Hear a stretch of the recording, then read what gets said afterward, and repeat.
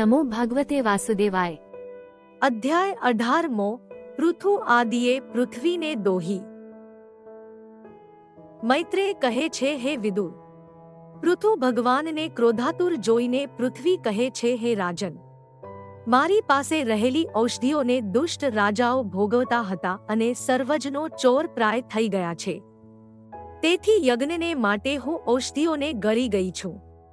મને તમે દોહવા ઈચ્છતા હો તો વાહડો, દોહવાનું પાત્ર અને દોહનારને તૈયાર કરો, અને મારી ઉપર વૃષ્ટિનું જળ સ્થિર રહે તેવી મને સરખી કરો।